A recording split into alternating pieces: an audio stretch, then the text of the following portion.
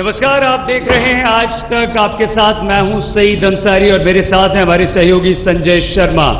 जहां ये चुनावी महासमर है और ये लोकतंत्र का सबसे बड़ा महापर्व है, क्योंकि एक ऐसा मुकाबला अब होने वाला है, नई सरकार हमारे देश को मिलने वाली है। तो इस महामुकाबले में कांग्रेस और बीजेपी पर हम नजर रखेंगे चुनावी कमेंट्री बॉक्स से।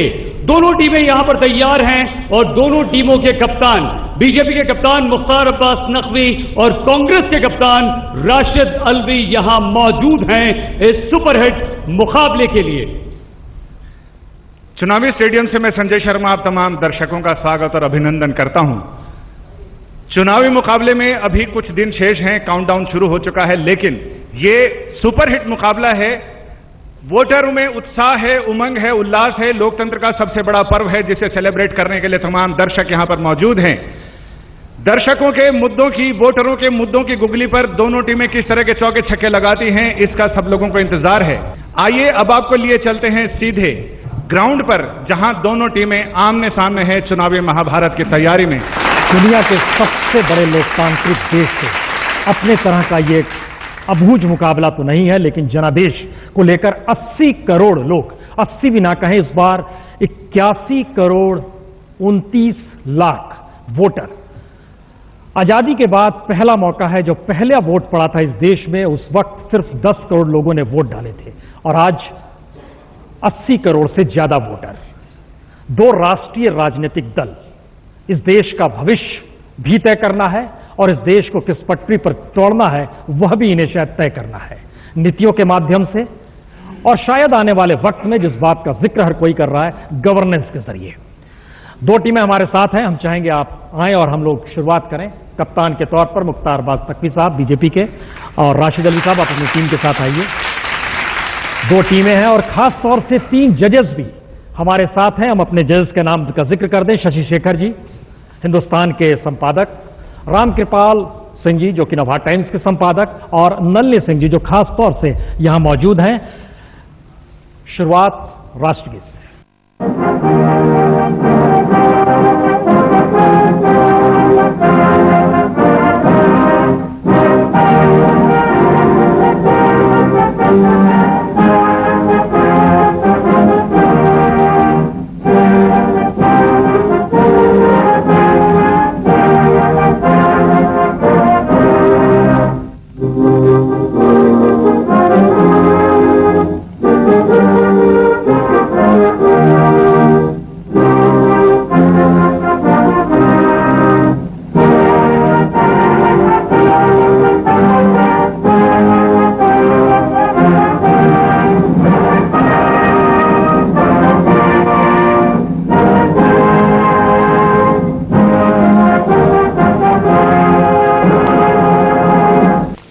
तो आइए, माता की सुपरहिट मुकाबला। आइए अपनी अपनी जगह पर बैठते हैं। अब हम लोग शुरुआत करते हैं और ये खास तौर से दो चीजें बात कर ली जाए, इस देश में जितने मुद्दे हैं और उस सब पे चर्चा होगी। इतना ही नहीं, चर्चा के अलावे जनता हमारे साथ है जो अपने मुद्दों को सामने रखेगी और जवाब जरूर मांगेगी। शुरुआत हम करेंगे, उससे पहले दो चीज और साफ कर दे। 10 मुद्दे होंगे, नियम कायदे हम आपको तुरंत बतलाते हैं और तुरंत लौटते हैं।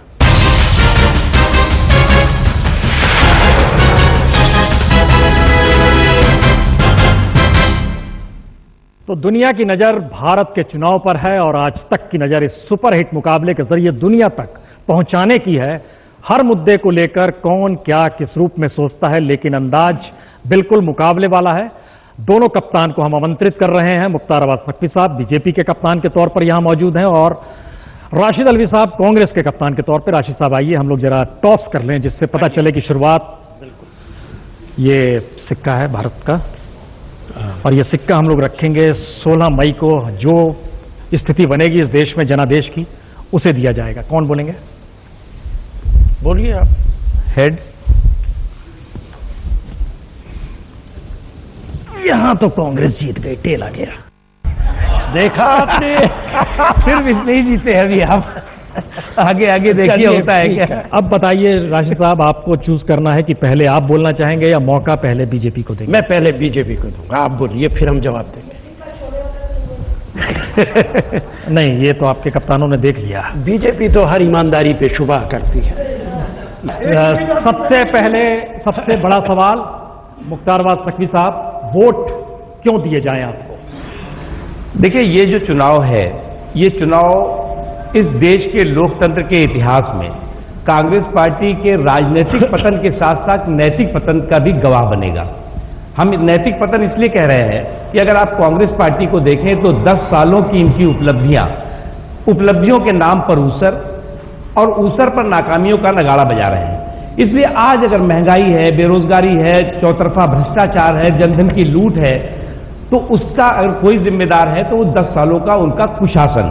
और निश्चित तौर से आज लोग बदलाव चाहते हैं, देश बदलाव की करवट ले रहा है। आज देश के सामने एक मजबूत विकल्प, वो विकल्प नरेंद्र मोदी जी के रूप में, भारतीय जनता पार्टी के रूप में बहुत साफ और स्पष्ट दिखाई पड़ रहा है और लोग उसे स्वीकार कर रहे हैं। बहुत कम शब्दों में बहुत बड़ी बात कही। और ये बता दें, घड़ी हम यहां पर रोक रहे हैं, ये पूरा इन्होंने लगभग 55 सेकंड का वक्त लिया है। घड़ी चलने में 25 सेकंड की देरी हुई थी, लेकिन अब राशिद साहब आपको हम चाहेंगे और 1 मिनट की घड़ी हम शुरू करते हैं। 1 मिनट में अपनी बात आपको कहनी है, क्योंकि लगातार 10 बरस और उसके बाद एक बार फिर आपको वोट क्यों दिए जाएं, हम चाहेंगे पहले घड़ी आ जाए। देखिए, हमें वोट चाहिए पिछले 10 साल के अंदर जो हमारे अचीवमेंट्स हैं उसे लेकर हम जाएंगे, और साथ साथ हम भारतीय जनता पार्टी का चेहरा भी देश को दिखाना चाहते हैं। अगर इनके हाथ में सत्ता आई तो इस देश का क्या होगा? एक तरफ हमारे काम है, चाहे राइट टू इंफॉर्मेशन हो, भ्रष्टाचार से लड़ने का सबसे जबरदस्त हथियार, चाहे नरेगा हो, चाहे किसानों का कर्जा हो जो हमने माफ किया, चाहे राइट टू एजुकेशन हो। अपनी स्टेटमेंट। दूसरा, सुप्रीम कोर्ट ने, मैं 1 मिनट, ये बहुत इंपॉर्टेंट, मैं पढ़ रहा हूं।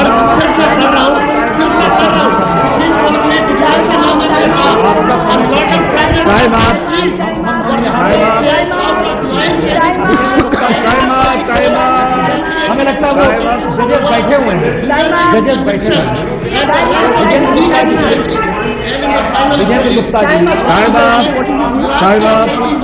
सुप्रीम कोर्ट रिपोर्ट देता है, एप्रिशिएट करता है गुप्ता जी। सर, विजेंद्र जी, समय हो गया, बात जा रहे हैं आपके लिए, क्योंकि ये बड़ा महत्वपूर्ण सवाल था। सामने कांग्रेस बैठी हुई है और आपको समझना है कहां टारगेट करना है। कल युवराज ने बहुत बॉल खेल ली, रन नहीं बनाया, ऐसी स्थिति आती है, लेकिन आपको लगता है कि आप इससे अपने सांप्रदायिकता कई मायनों में देश की राजनीति का एक ऐसा ज्यादा बन चुका है, उस बिसात पर बार बार इस नाम को उछाला जाता है। और देश आज से नहीं, महात्मा गांधी ने भी शुरुआत में जिक्र किया था, कम से कम इस लकीर पर देश को ना बांटे। हम इसको स्कोर दे दिए गए हैं, इसे हम दिखाते हैं स्क्रीन पर।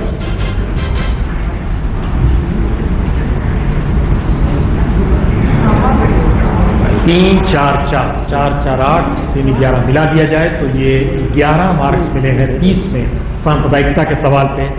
राशिद अली साहब, आपकी तरफ से कौन शख्स बोलेंगे सांप्रदायिकता के मद्देनजर? मैडम जी, शोभा जी। मुजफ्फरनगर दंगों की अगर हम बात करें तो मुजफ्फरनगर दंगों में किसका रोल था? अमित शाह जो भारतीय जनता पार्टी के, उनका क्या रोल था? राणा जो विधायक है, उनका क्या रोल था? क्या एनएसए भारतीय जनता पार्टी के 2 विधायकों पे मुजफ्फरनगर राइट्स में नहीं लगी? क्या मोदी की रैली में देखिए, बोलने का मौका दीजिए, आप लोग कृपया करके सुनने का धैर्य रखिए। क्या मोदी की रैली में इन 2 विधायकों का सम्मान इसलिए नहीं हुआ क्योंकि उन्होंने मुजफ्फरनगर में दंगे भड़काए थे? भारतीय जनता पार्टी और आरएसएस सांप्रदायिकता का पर्याय है इस देश में। आरएसएस और अमित शाह ने अभी कल परसों जो बयान दिया, क्या वो सांप्रदायिक बयान नहीं था? क्या वसुंधरा राजे ने जो बयान दिया कि टुकड़े कर देंगे, क्या वो सांप्रदायिक नहीं था? आरएसएस और बीजेपी की सांप्रदायिक जड़ें हैं और इस देश को सांप्रदायिकता के नाम पे बीजेपी, आरएसएस, बजरंग दल, तमाम इनकी सहयोगी दलों ने बार बार तोड़ा है। जाति धर्म के नाम की राजनीति इस देश में खेली है। क्या गुजरात के दंगे किसी से छुपे हुए हैं? क्या बाबरी मस्जिद ढहाने की विचारधारा सुनने का धैर्य रखें, मेरा समय ना कृपया खराब करें। तो इस तरह से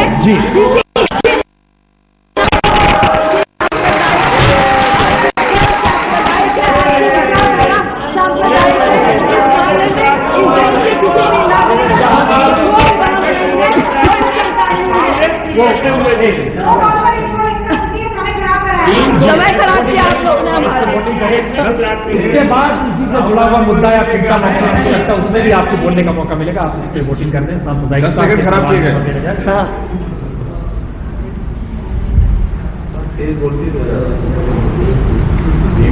4, 5, 4, 13, 11 और 13 सामुदायिक का कुल मिला के जो स्थिति बन रही है उसमें बीजेपी टीम 45 अंकों के साथ है, बहुत मार्जिन कम है। चौथा मुद्दा, देखो हम जनता के पास आएंगे, हम बता दें कि दो मुद्दे हम जोड़ रहे थे। ये मुद्दा उसके आगे का मुद्दा है, क्योंकि देश में चुनाव हो रहे हैं। सांप्रदायिकता एक ऐसा इशू है जो कहीं ना कहीं लोगों के भीतर एक लकीर खींचता है। समाज में बड़ा ताना बाना भारतीय समाज का बहुत जबरदस्त बना हुआ है। इसमें एक शब्द आते ही अचानक धड़कनें बढ़ जाती हैं इस देश की, और वो शब्द है मुस्लिम वोट।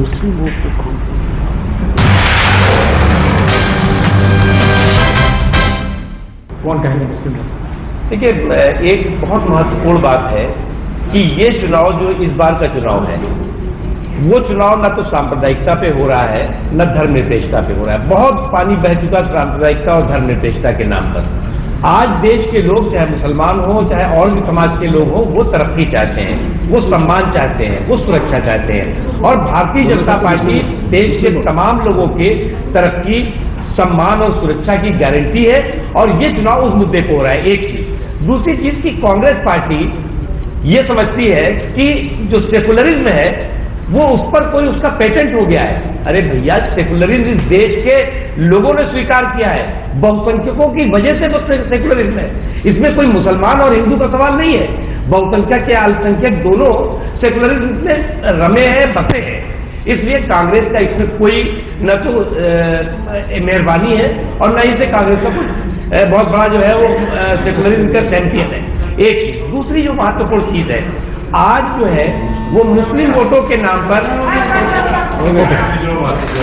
देखिए, रुक गए, कप्तान है, आप इस पर दीजिए। ये बहुत महत्वपूर्ण है क्योंकि भारतीय समाज के भीतर कई चीजें आती हैं। गालिब ने तो बनारस को लेकर काबा कहा था मंदिर का, और कबीर ने कहीं चिताया था उस धर्म को लेकर। तो ये भारतीय मिजाज है। इसमें क्या नंबर? शेखर जी ने 6, नलिनी सिंह 7, राम कृपाल सिंह 6। कप्तान की पारी है और कप्तान की पारी स्वीकारी गई है। 19 अंक बीजेपी को मिले हैं। और इस मुद्दे पर राष्ट्रपति, देखिए, मैं कहूंगा कि सेकुलरिज्म इस देश का संविधान सेकुलर संविधान है। देश जब आजाद हुआ, पाकिस्तान ने कहा कि हम इस्लामिक स्टेट हैं। उस वक्त इस मुल्क के अंदर हिंदू लीडरशिप थी, मुसलमान लीडरशिप नहीं थी। इसके बावजूद उस लीडरशिप ने कहा कि ये देश सेकुलर रहेगा। मैं हमेशा कहता हूं, ये देश सेकुलर इस देश के हिंदू की वजह से है, चूंकि वो मेजॉरिटी के अंदर है। लेकिन आप लोग सिर्फ कम्युनल पॉलिटिक्स करते हैं, सेकुलरिज्म का नाम लेते। मैं बहुत अदब से पूछता हूं, जब हिंदू और मुसलमान में कोई तमीज नहीं है, पार्लियामेंट में कितने टिकट दिए आपने मुसलमानों को? असेंबलीज के अंदर कितने टिकट दिए आपने मुसलमानों को? अगर वो तमीज नहीं है हिंदू मुसलमान की, तो आप हिंदू मुसलमान की तमीज क्यों करते हैं? जो बयान मुजफ्फरनगर के अंदर बोला गया, जो बयान जयपुर के अंदर वसुंधरा जी ने बोला, क्या ये जस्टिफाई करता? ये सेकुलरिज्म की डेफिनेशन है। जो सहारनपुर में बोला, हम उसे कंडम करते हैं, हम उसे कंडम करते हैं। लेकिन ये भाजपा का फांसीवाद है।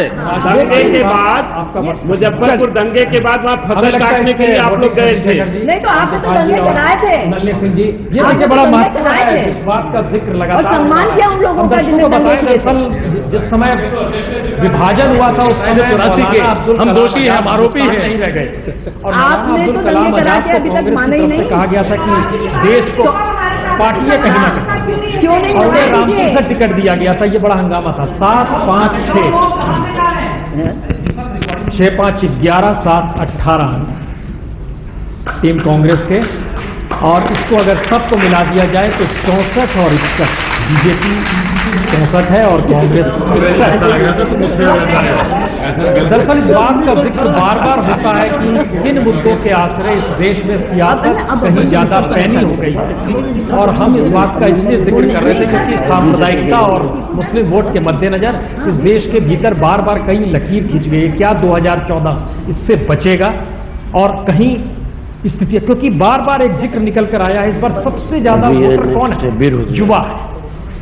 युवा वोटरों की तादाद पहली बार हिंदुस्तान के इतिहास में एक साथ 11 करोड़ बढ़ी। कल्पना नहीं कर सकते हैं 2009 में जो सत्ता में पार्टी आई थी कांग्रेस, उसको कुल वोट 11.5 करोड़ मिले थे, और इस बार 11 करोड़ बिल्कुल नए युवा वोटर शरीक हो गए। इसलिए अब सवाल है बेरोजगारी का।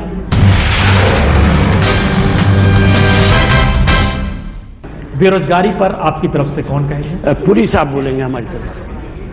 देखिए, आजादी के बाद से देश में जो फैलाव था वो पूरी देश की जनता से छिपी नहीं थी। कांग्रेस की जब पंडित जवाहरलाल नेहरू जी का जब शासन आया, जब वो प्रधानमंत्री थे, तो हर सेक्टर में, चाहे वो इंडस्ट्रीज हो, चाहे वो रोडेज का हो, इतना बड़ा उन्होंने संसाधन इस देश को दिया जिससे देश खड़ा हुआ, और तमाम भारत के युवाओं को संसाधन में उनको काम मिला। धीरे धीरे चलते आज मौजूदा यूपीए की जो गवर्नमेंट है, हमने मनरेगा दिया, ग्रामीण रोजगार योजना दिया, आईटी सेक्टर में राजीव गांधी जी जब कंप्यूटर की लेकर आए, यही भारतीय जनता पार्टी के लोग तमाम देशों में घूम घूम कर गली कस्बे में कहा करते थे कि बेरोजगारी आ जाएगी, इससे हमारे देश में बहुत बड़ी बेरोजगारी भुखमरी आ जाएगी। लेकिन राजीव गांधी जी जब ये आज कंप्यूटर का युग लाए, तो आज आईटी सेक्टर भारत से निकलकर आज अमेरिका भी पहुंच हो गया। ये है आपका बताया हुआ। आप इसमें हमारे मैनिफेस्टो में हम 10 करोड़ रोजगार देने की पॉइंट है, आप इस पे नंबरिंग दीजिए। ये बड़ा महत्वपूर्ण है जिस बात का